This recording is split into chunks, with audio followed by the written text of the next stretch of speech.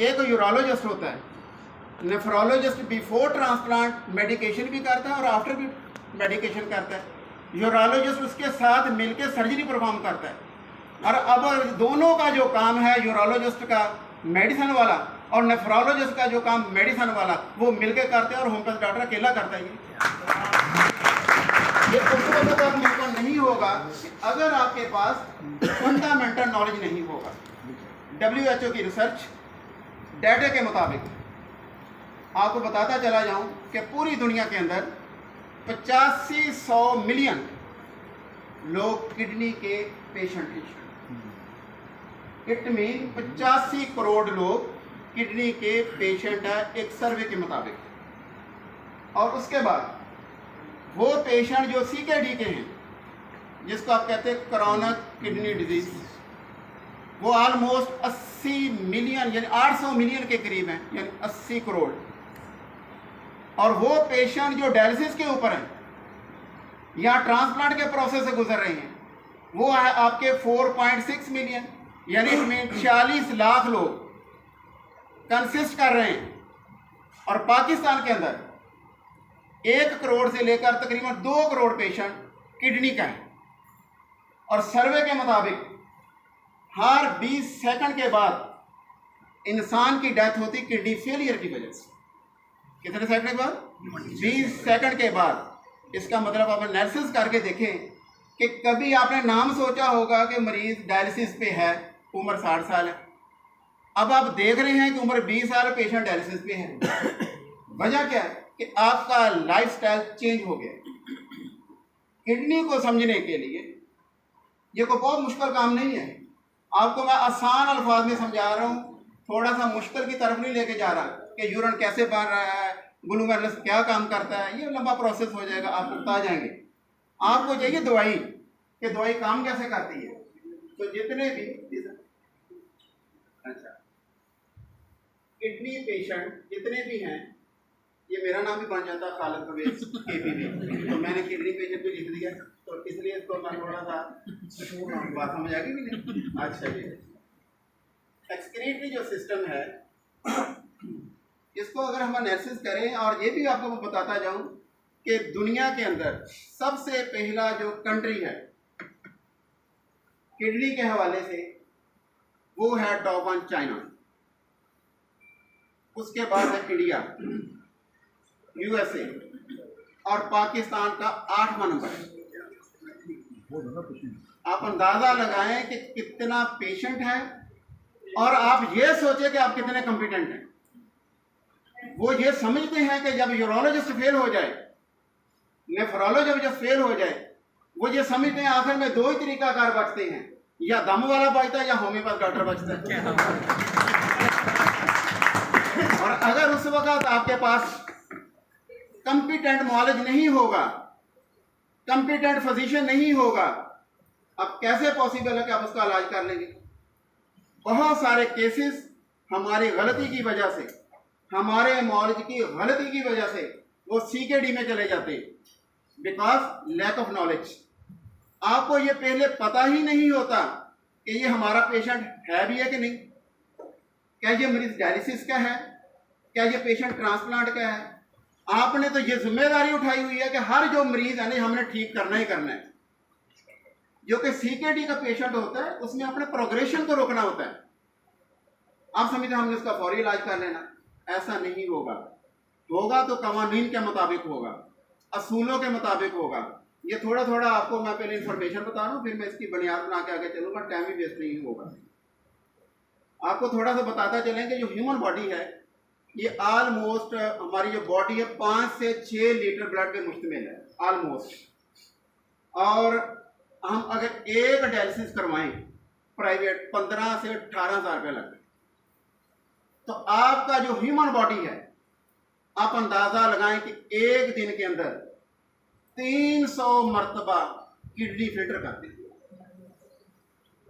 आप उधर अंदाजा लगाएं कि 4 घंटे आपको 18,000 रुपये देना पड़ता है, महीने में 3 दफा आपका डायलिसिस होता है। तो रब का निज़ाम ये देखें कि 24 घंटे के अंदर 300 मरतबा ये आपकी ऑटोमेटिक डायलिसिस हो रहा है। अब थोड़ा सा और आगे आपको लेके चलें। हमें कैसे पता चलेगा कि हमारा किडनी प्रॉपर काम कर रही है? पहले ये मैं जनरल नॉलेज बता रहा हूँ, फिर टॉपिक लेके चलेंगे आगे। आपने पानी पिया है, देखा ना, ह्यूमन बॉडी पार्ट रिक्वायरमेंट है, मुख्तलिफ किताबों में मुख्तलिफ लिखी हुई, अकॉर्डिंग टू एनवायरमेंट है, according to situation, according to diet, according to weather. For example कि आज आपने पानी पिया, फॉर एग्जाम्पल 2.25 लीटर से 4.25 लीटर, आपने गिलास पानी के पिए हैं टोटल 4 गिलास। आपने देखना कि 4 गिलास अगर आपने पिए हैं तो आपको यूरिन कितना आया, यानी अगर आपने 1 लीटर पानी यूज किया तो कम से कम 500 to 900 ml जो पानी है यूरिन आना चाहिए आपको। आप खुद जजमेंट करें अपने पेशेंट की कि पानी पीता हूं लेकिन उतना पेशाब नहीं आ रहा, तो सबसे पहले जो फंडामेंटल सिम्टम है वो मरीज का यूरिन कम होना और स्वेलिंग का होना, ये बहुत बड़ा इंपॉर्टेंट है। लेकिन जब हम आपको डिटेल से समझाएंगे आपको पता चलेगा। किडनी के जो पेशेंट होते हैं ना, सीकेडी के, जिसमें हमें सबको जो प्रॉब्लम होता है ना, मरीज की एच भी गिर जाती है, और जब आपके पास एच भी गिरती है ना जी, आपके पास प्रॉब्लम ही प्रॉब्लम होते फिर। आपको तरीका भी बताऊंगा, वो जो एरिथ्रोपोइटीन है वो कितनी मिकदार में बनती है, वो हार्मोनल है, वो जो सब्सटेंस है वो किडनी 90% बनाता है आपका और 10% आपका लिवर बनाता है। ये बेसिकली स्टिमुलेंट है आपके बोन मैरो का। अगर ये सब्सटेंस वहां पर नहीं जाएगा, वहां पर ऑक्सीजन नहीं मिलेगी, तो आपके आरबीसी नहीं बनेंगे, और जब आपके आरबीसी नहीं बनेंगे तो यहां पर ही आपको एक मेडिसिन ऐड करता चला जाऊं ताकि ये आपको बाद में भूल ना जाए कि अगर आपको ऑक्सीजन डेफिशिएंसी है तो वहां पर आपने वनेडियम को नहीं भूलना। ये बात ध्यान में रखना, आपने वनेडियम को कभी नहीं भूलना, क्योंकि ये वहां पर आपकी हेल्प भी करेगी, और उसके साथ साथ आपको ये पता चलना शुरू हो जाएगा कि केस किस तरीके से हम आगे लेके चलते हैं।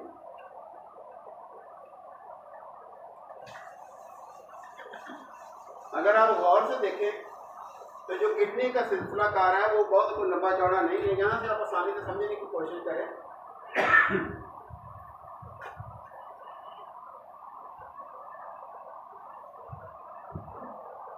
असल में सारे का सारा प्रोसेस किडनी के अंदर होता है।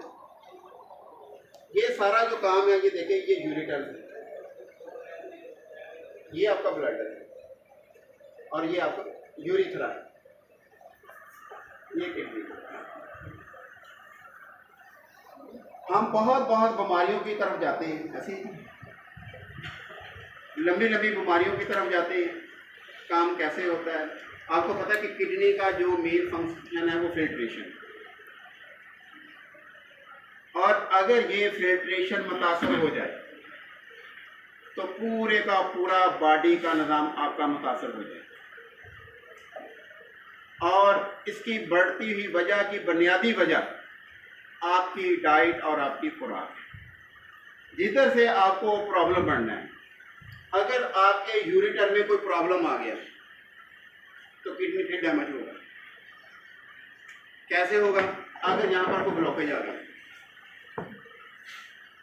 अगर नाली की कोई ब्लॉकेज आ जाए तो वो आपको हेल्प करता आपका अल्ट्रासाउंड,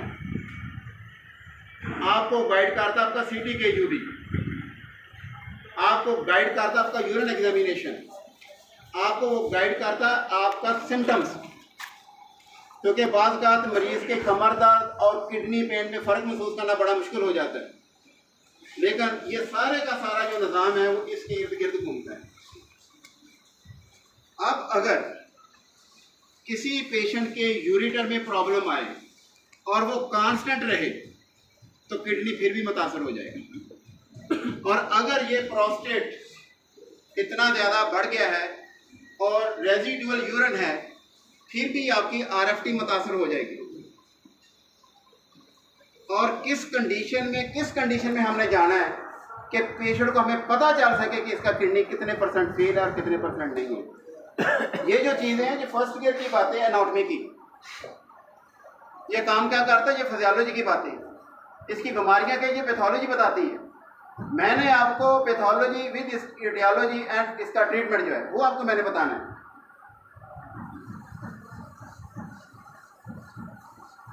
ये नुकता यहाँ से स्टार्ट होने लगा। अब मैंने बात समझाने लगा हूँ आपके लिए जो फायदेमंद है। डॉक्टर साहब आज आप जरा तवज्जो से सारी बात सुने ताकि आपकी पूरी कंसंट्रेशन इधर रहे। पहले हमें कैसे पता चलेगा कि किडनी फेलियर है? ये बैठे डॉक्टर, हमें कैसे पता चलेगा कि पेशेंट का किडनी फेलियर है? ये सबसे बड़ा मसला है। मरीज आपसे सवाल आके पूछता है कि डॉक्टर साहब मेरा गुर्दा कितने % काम करता है? हम मिसगाइड हो जाते क्योंकि इसका पता ही नहीं। किडनी को जज करने के लिए आपके पास क्राइटेरिया मौजूद है जिसको हम कहते हैं GFR, estimated glomerular filtration rate. ये बड़ी इंपॉर्टेंट बात है। जिसको ये नुक्ता समझा आ गया, आज उसने मरीज चेक करने का आगाज कर दिया। अगर किसी पेशेंट का GFR 15 से नीचे है, कितने से नीचे? 15 से। अगर किसी पेशेंट का GFR 15 से नीचे है, हम इसको कहते हैं एंड स्टेज किडनी डिजीज। हम इसको कहते हैं जी एंड स्टेज किडनी डिजीज। इसको हम कहते हैं किडनी फेलियर। अगर किसी पेशेंट का, सजा साहब आ जाए इधर, कन्वर्सेशन हो रही है। अगर किसी बंदे का GFR 15 से नीचे, हम इसको कहते हैं किडनी फेलियर। और अगर किसी पेशेंट का GFR 15 और 60 के दरमियान हो तो ऐसी कंडीशन को हम कहते हैं CKD, क्रॉनिक किडनी डिजीज। अगर ये 60 और 89 के दरमियान है, ये भी बहुत हेल्दी नहीं है, ये थर्ड स्टेज में जाएगा। अगर ये 90 से ऊपर जा रहा है तो देन आप कह सकते हैं कि नॉर्मल है, लेकिन इससे भी कई गुना ज़्यादा आपका अच्छा GFR होना बहुत ज़रूरी है। अगर किसी मरीज़ का GFR 7, किसी मरीज का GFR 5, जरा सुनने वाली बात है, तो इसका क्या मतलब कि उसके गुर्दे फेल हो गए हैं, उसको डायलिसिस पे डाल दो। और अगर वही केस हमारे पास आए, हम एविडेंस के साथ आपको पेश करें, तो अगर मेरे पास वो पेशेंट आया जिसका GFR था ओनली 7, कितना जी? 7, ओनली 7, तो इलाज के बाद अल्हम्दुलिल्लाह आज उसका जो GFR है आपको बताते चले 103 है। ये रिकॉर्ड के साथ आपको बताएं, ये कोई ज़बानी बात नहीं है, फुल एविडेंस के साथ है। ये पेशेंट है, उससे पहले मैंने इजाज़तनामा लिया, उसकी तशहीर का, ये पेशेंट का ID कार्ड है, ये उसका बेटा है पुलिस के अंदर, FIA के अंदर। और जब हमारे पास पेशेंट आया तो उस वक्त सूरत क्या थी वो भी सुने ज़रा प्लीज़। क्रेटिनिन ये बड़ा मुश्किल टॉपिक होता है, हो जाता है फिर आपके दरमियान, वो नहीं रहती टॉपिक। 8.08 उसका था क्रेटिनिन, कितना जी? 8.089। ये चुगताई लैब की एविडेंस चेक कर लें, 8.08 उसका उस वक्त क्रेटिनिन था। और ये हॉस्पिटल के अंदर दाखिल थे। हाई ब्लड प्रेशर था 220, bilateral renal parenchymal changes grade 2, palsy यानी बेल्स पालसी लकवा था उसको, और प्रोटीन उसकी 75% आ रही थी, और शुगर उसकी थी 4+। 6 महीने के बाद ग्रेजुअली वो डाउन हुआ। डाउन होने के बाद लास्ट पे जो उसका क्रेटिनिन था अल्हम्दुलिल्लाह 0.75। अल्हम्दुलिल्लाह जब मेरा नेक्स्ट लेक्चर होगा वो कोशिश करेंगे कि पेशेंट आपके सामने पेश किया जाए एविडेंस के साथ। आज वो बंदा उम्रा करके भी आया अल्हम्दुलिल्लाह, और दोबारा वो ट्रैक्टर चला रहे थे। वो हमारा भी ट्रैक्टर चला के गया अल्हम्दुलिल्लाह, कि बेहतरीन आपका निज़ाम चलता है डॉक्टर साहब। और उस वक़्त आप अंदाज़ा लगाएं कि हमारी फील्ड की कितनी खुशी होगी, हमारी फील्ड की कितनी प्रोग्रेस होगी और उस वक्त मेरी खुशी का क्या आलम होगा। और उस वक्त जो मेडिसिन स्टार्ट में दी वो आप लोगों ने कभी नहीं सुनी होगी, ये आप लोगों के लिए नई मेडिसिन है, एम्पीलॉक्सिस क्यूनिफोलिया। कौन सी मेडिसिन है? हाँ देख लो, वो एम्पीलॉक्सिस क्यूनिफोलिया। ये मेडिसिन इंतहाई इफेक्टिव मेडिसिन, ज़बरदस्त किस्म की मेडिसिन, और ये मार्केट में मिल जाती है। थोड़ी सी कोशिश करें, सारा काम मेरे ऊपर ना रखें, ये मिल जाएगी आपको। और 30 और इसके साथ साथ जो कोरिलेटेड मेडिसिन थी वो थी अरेलिया हिस्पिडा। अरेलिया हिस्पिडा, जो मेडिसिन ना मिले पैसे देखने को, ठीक है। अरेलिया हिस्पिडा ये मैंने मेडिसिन बाहर से मंगवाई है और बहुत रेयर मेडिसिन नहीं है, बट क्योंकि चलती नहीं है इसलिए आप लोगों को इसका इल्म नहीं है। अब आप देखें कि एक अगर CKD का मरीज जिसको अरसा दराज से डायबिटीज़ थी, अरसा दराज से इसको हाई ब्लड प्रेशर था, और अल्हम्दुलिल्लाह वो पूरे रिकॉर्ड के साथ A to लेके Z तक पूरे का पूरा रिकॉर्ड मौजूद है, और आपके पास मेडिसिन मौजूद हैं जो आप दे सकते हैं। लेकिन हर केस हम ये नहीं कह सकते कि वो 100% ठीक होगा। अगर वो सारे ठीक होते तो डायलिसिस पे कोई भी ना जाता। लेकिन अगर किसी एक बंदे ने एक इंसान की जान बचाई तो गोया उसने पूरी कायनात की जान बचाई। तो हमने अगर एक पेशेंट को ठीक कर लिया तो समझ लो हमने पूरी कायनात को ठीक कर लिया। तो जो मेडिसिन आपको बताता हूँ इसको स्टडी करें, आगे देखेंगे, थोड़ा सा आपको नॉलेज को बताते जाएंगे। अरे मेडिसिन पोटेंसी दे सकते हैं। आइए हम आपको बताएं कि गुर्दे में जो फेल होने की बुनियादी वजूहात कौन कौन सी होती है। असल मकसद, बात सुने ज़रा, सारी आपको मैं बात बताऊँ। आप ये लोग समझते हैं कि शायद दवाई बड़ी इंपॉर्टेंट है, अकॉर्डिंग टू सिचुएशन हैंडलिंग ये बड़ी इंपॉर्टेंट है। कि आपके पास केस आया, आपको पता ही नहीं है कि फर्स्ट ऑफ ऑल आपको उसको कैसे कवर करना है, आपको पता ही नहीं है कि आपने उसकी डायबिटीज़ को कैसे कंट्रोल करना है। अगर एक पेशेंट इंसुलिन के ऊपर है, आप क्यों उसकी इंसुलिन बंद करवा रहे हैं? एक पेशेंट 20 साल से इंसुलिन डिपेंडेंट है, आप उसको फौरी तौर पर कहते हैं जी बंद कर दो, 2 ड्रॉप से ले लें। How is it possible? आपने उसके साथ ज्यादती नहीं करनी। और जो दुनिया का जो तरीकाकार है, हमने इस पर फॉलो अप करना है, हमने प्रोग्रेशन को रोकना है। और मुझे अब इसके 6 माह से ऊपर का ज़्यादा टाइम हो गया, पेशेंट को मैंने फॉलो अप में रखा हुआ है और बगैर मेडिसिन के ऊपर रखा हुआ। उसको यही बताया कि अपनी शुगर को कंट्रोल करें, no need of more medication, diet को मैनेज करें। किडनी फेलियर का जो सबसे बड़ा मसला है वो होम्योपैथ डॉक्टर के पास जो ड्रॉबैक है उसको डाइट मैनेजमेंट का नहीं पता। उसको पता ही नहीं होता है कि इसको कितनी मिकदार में फास्फोरस चाहिए, इसका पोटाशियम कैसे बंद करना है। अगर हमें इन चीज़ों का इल्म नहीं है तो हम मरीज को ठीक नहीं कर सकते। ये सारी चीज़ें बड़ी इंपॉर्टेंट हैं। तो किडनी फेलियर की बहुत सारी वजूहात हैं, इसमें हम आपको बताते जाएं कि इसमें बहुत सारे फैक्टर्स हैं और काजेज ऑफ किडनी फेलियर कौन से होते हैं वो भी आपको बताते हैं। इसमें जिसको हम बहुत छोटा सा कहते हैं वो है ऑब्स्ट्रक्टिव यूरोपैथी। क्या जी? ऑब्स्ट्रक्टिव यूरोपैथी।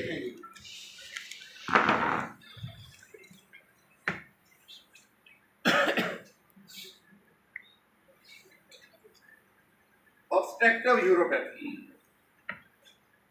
बहुत सारे डॉक्टर हज़रात तवज्जो से सुने जरा बात, पिज़्ज़ा तैयार हो रहा, टेंशन न लें, बड़ी तवज्जो से बात सुननी है कि अगर स्टोन फंस जाता है यूरिटर्स के अंदर तो अल्ट्रासाउंड वाला,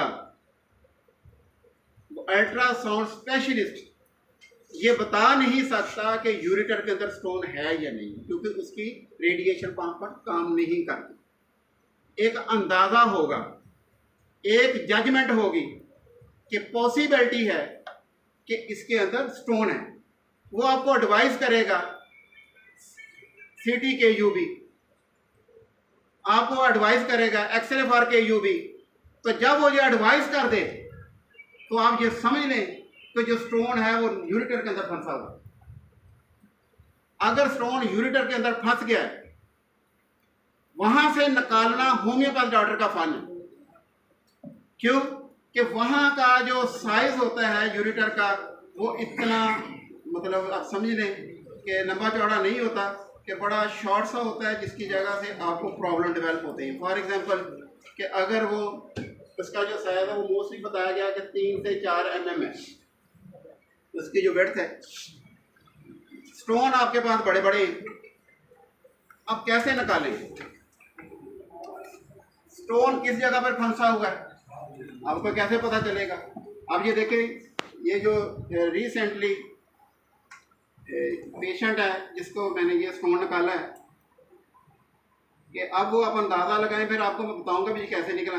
ये देखें, ये कितना अच्छा और ज़बरदस्त स्टोन है। ये आपकी थ्रू होम्योपैथी मेडिसिन से ही निकला। आपको याद नहीं रहा डब्बी लेके आने की, उसमें वो भी आपको दिखाएंगे कि जब ये स्टोन फंस जाए यूरेटर के अंदर तो आपने कैसे निकालना है, वहाँ पर कौन सी ऐसी मेडिसिन है जो काम करती है। और उसके बाद आपको जो सबसे बड़ा मसला है ना, ये 99 होकर डॉक्टरों को पता नहीं कि ये स्टोन दवाई से निकलने वाला है या नहीं। ये नुक्ते की बात आज समझ लें तो मेरा आने का मकसद हल हो गया और आपके आने का मकसद भी हल हो गया। शाकिर साहब, हम जब सोचते हैं कि ये पथरी कैसे निकलेगी, हम तो ये देखते हैं पथरी पड़ी हुई है, हमें गाइड कहाँ से मिलेगा? ये देखें, थोड़ा सा आपको बताता चलूँ इधर से। ये यूरेटर है जी, अगर स्टोन इधर फंस गया है तो अल्ट्रासाउंड क्या लिखेगा? वो ये नहीं लिखा यूरेटर के अंदर स्टोन पड़ा हुआ है, वो एक इंडिकेशन लिखेगा, हाइड्रोनेफ्रोसिस।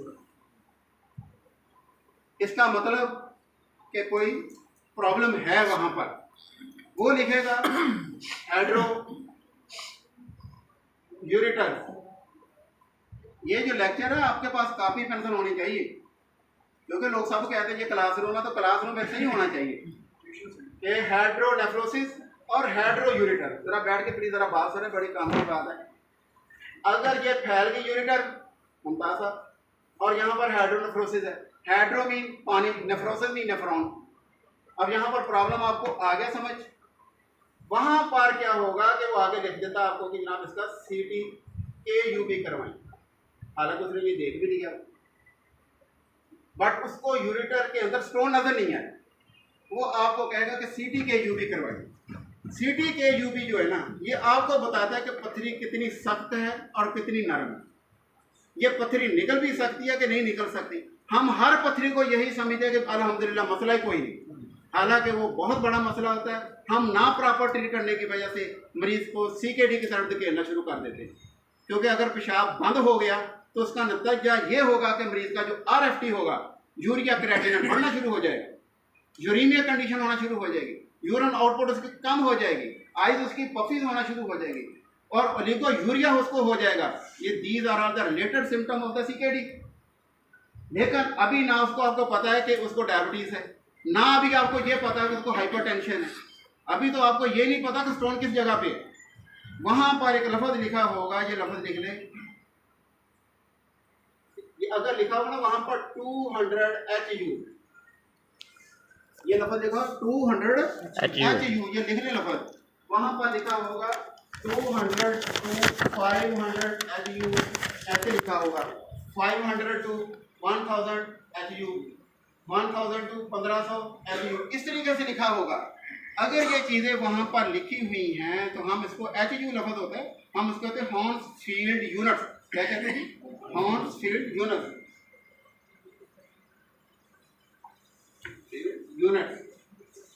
ये देखिए, अगर वहां पर लिखा, ये लिख रहे नुक्ते की बात, अगर वहां पर लिखा हो कि ये 200 और 500 के दरमियान है या 200 से नीचे है, तो ये सॉफ्ट स्टोन है।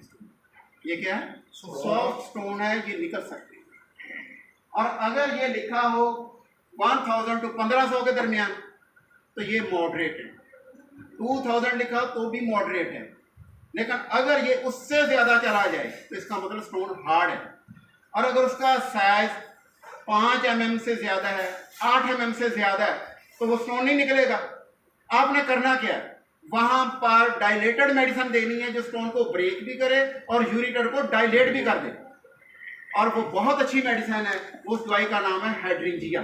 ये लिख लें मेरी मेडिसिन आप, हाइड्रींजिया के अंदर ये क्वालिटी है कि इसको डायलेट करने की सलाहियत रखती है। आप कहते हैं जी बर्बेरस दे दें, बर्बेरस वल्गैरस का अपनी जगह पे रोल है, उस पर कोई दूसरा कोई कॉम्प्रोमाइज नहीं। ये सर कौन सी प्रोडक्ट है? जो स्टोन मैंने निकाला है, ये स्टोन मैंने निकाला है सरकंडा से और साथ उसको कोरिलेट किया हाइड्रेंजिया के साथ, तो स्टोन उसका निकल गया। अगर ये स्टोन का साइज बड़ा हो जाए और आप समझे कि नहीं निकल रहा और मरीज का यूरिया क्रिएटिनिन बढ़ रहा, it is your responsibility to refer the patient, urologist को आप रेफर कर दें, तो वहां पर इसकी लिथोट्रिप्सी होगी, मरीज की जिंदगी बढ़ जाएगी। मेरे पास जब आप मरीज रेफर करते हैं क्रिएटिनिन 21, मरीज ने चाके लैके आने डॉक्टर खाला साहब बहुत काबल है, मैं वो तो आपको लपड़ा नहीं। आप मरीज भेजे ट्रायल ना उसके ऊपर करें, पहले आपको ये पता होना चाहिए कि अगर उसका जो मतलब and stage of kidney disease है उसका GFR 2 है, आप 2 से कैसे बाहर निकालेंगे इतनी जल्दी? अगर आपने 1 हफ्ता 2 हफ्ते ट्रायल लिया, क्योंकि इसका जो सबसे फंडामेंटल सिम्टम होगा kidney failure due to diabetes हो, kidney failure due to hypertension हो, kidney failure due to lupus systematic lupus erythematosus disease, जिसको आप SLE कहते हैं, systemic lupus erythematosus disease, autoimmune disease की वजह से हो, चाहे ऑब्स्ट्रक्टिव यूरोपैथी की वजह से हो, सिम्टम एक ही होंगे सबके एंड पे। सिम्टम क्या होगा? शॉर्टनेस ऑफ ब्रीथ, मरीज ऐसे सांस लेगा, उसका सांस नहीं आएगा, उसकी HP गिरना शुरू हो जाएगी। उसकी जब HP गिरेगी तो सबसे बड़ा मसला ये होगा कि मरीज जब रोटी मुंह में डालता है उसको वॉमिट आती है, उसको नौजिया होता है, परसिस्ट नौजिया। आप उसको एपिकाक दें, कितनी मर्जी दें, काम करेगी, बट उतनी देर तक काम नहीं करेगी जब उसका क्रिएटिनिन डाउन नहीं होगा।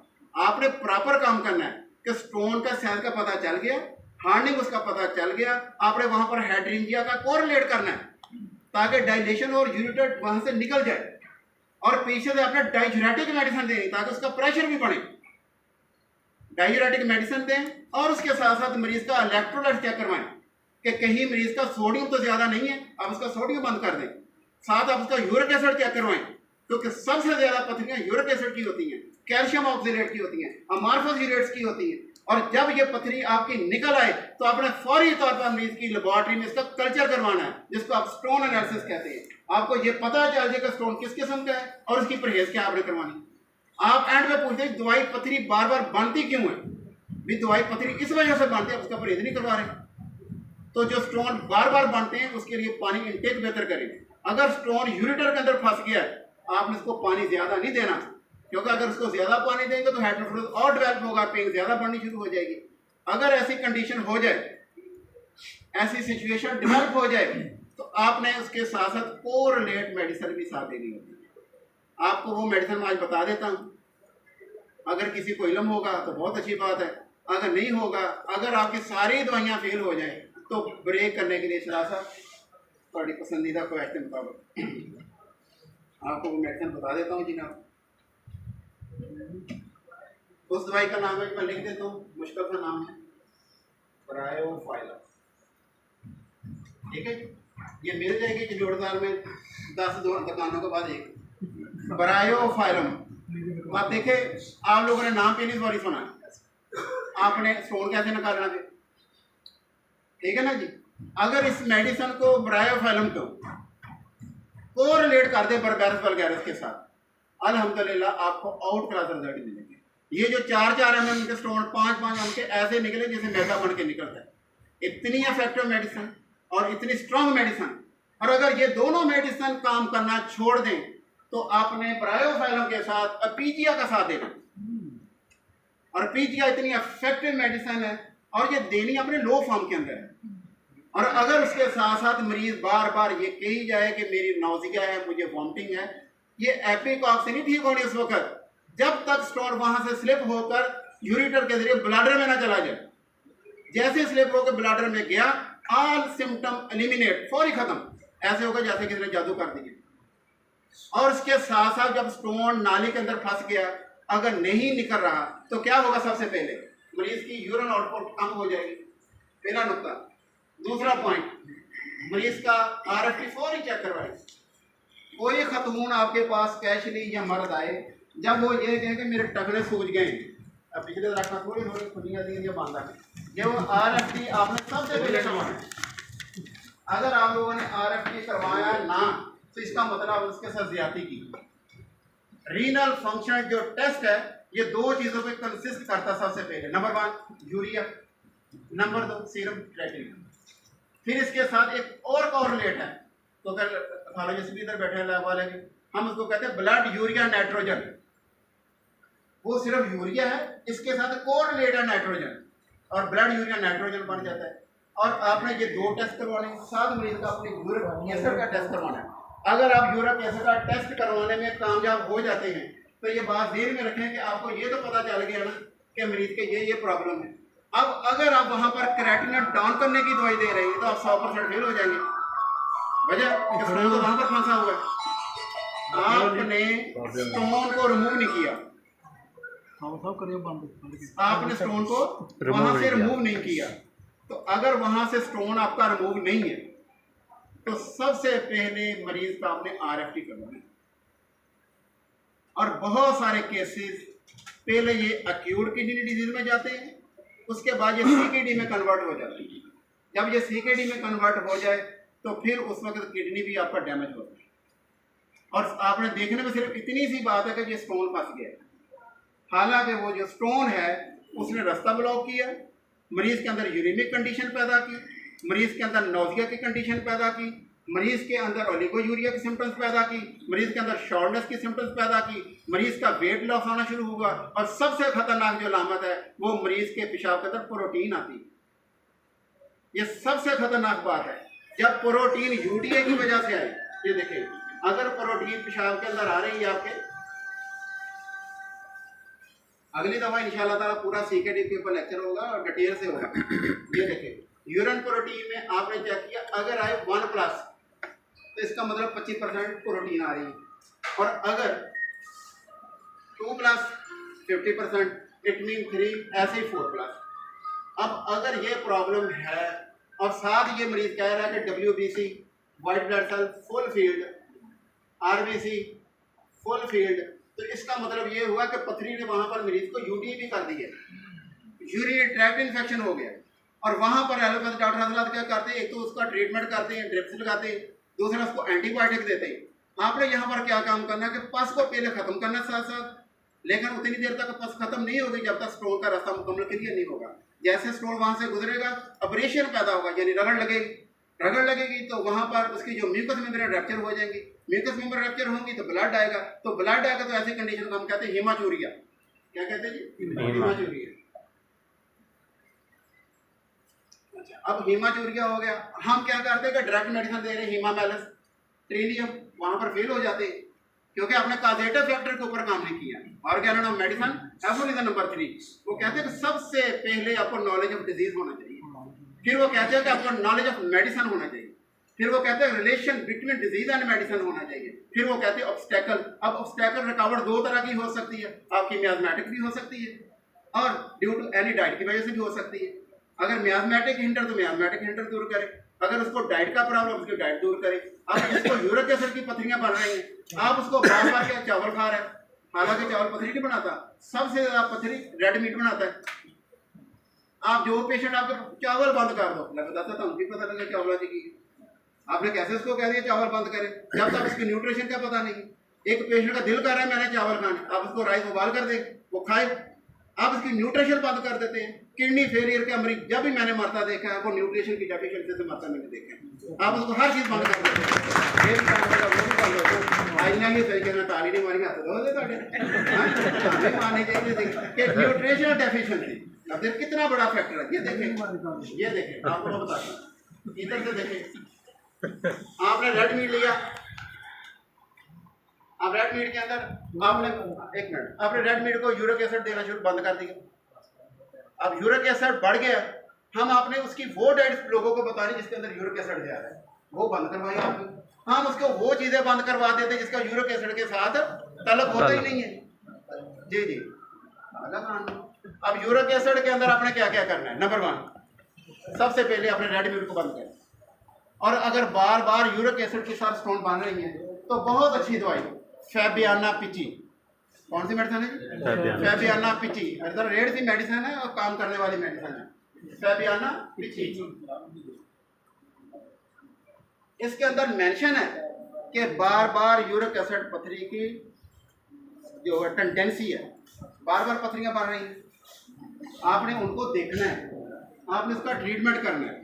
और अगर किसी बंदे का गुर्दे की ब्लॉकेज की वजह से, स्टोन की ब्लॉकेज की वजह से गुर्दा फेल हो गया, अगर वो आपका पेशेंट है, तो आप समझ लें कि 50% आप भी हाथ बजाना उसका गुर्दा खराब कर लेंगे। क्योंकि जब आपने ट्रीटमेंट किया 1 महीना, 2 महीने, 3 महीने, अगर उसका स्टोन नहीं निकला, आप उसको क्यों रिपीट कर रहे हैं बार बार? It is your responsibility to change the doctor, change the physician, otherwise आप उसको यूरोलॉजिस्ट के पास भेज दें। मरीज की ज़िंदगी बचानी बहुत इंपॉर्टेंट है। जब आप ये काम करेंगे तो आपके 90% मसले हल होना शुरू हो जाएंगे। और अगर मरीज को बार बार यूटीआई का प्रॉब्लम है, तो ये 2 दवाइयाँ साथ आपने कोरिलेट करनी यूटीआई के साथ। Number 1 hepar sulph, number 2 belladonna. अब हैपरसेल्फ और बेलाडोना क्यों देनी है? हैपरसेल्फ आपके पस फॉर्मेशन को रोकेगी, बेलाडोना आपके एज ए एंटी इंफ्लेमेटरी काम करेगी और एज ए पेन किलर भी काम करेगी। अगर हैपरसेल्फ और सिलेशिया आपकी दोनों मेडिसिन फेल हो जाती है यूटीआई के अंदर, आपके एडवांस मेडिसिन है मायरस्टिका वहाँ पर पास को ऐसे ख़त्म करती है जैसे कोई हाई एंटीबायोटिक खत्म करती है, और फिस्टूला में भी वहाँ पर वो जाके मेडिसिन काम करती है। तो लिहाजा आपके पास जब कोई पेशेंट आए, आप मेरे साथ ब्रदर्स हैं, मैं आपसे ये रिक्वेस्ट करता हूँ कि ग्रुप के अंदर जब आप केस सबमिट करते हैं ना जी, जिम्मेदारी के साथ केस लगाया करें, हिस्ट्री के साथ केस लगाया करें। आप केस लगा के ऐसे भागते हैं जैसे कोई सदके का गोश्त रख के भागता है कि मैंने बाद में पूछना नहीं है भी इसमें मैंने क्या पूछा है। तो ये जो लेक्चर होता है ना, देखिए मैं जड़न वाले से आया हूँ आप लोगों के लिए।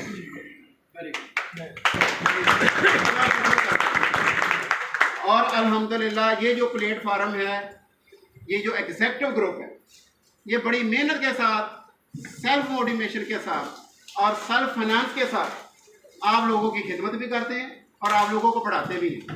और मैं उम्मीद करता हूँ इंशाअल्लाह ताला कि आज अगर ये 70 लोग हैं, अल्लाह ताला अगली दफ़ा हमें हिम्मत दे, हम 140 का प्रोग्राम करें और पूरी जगह पे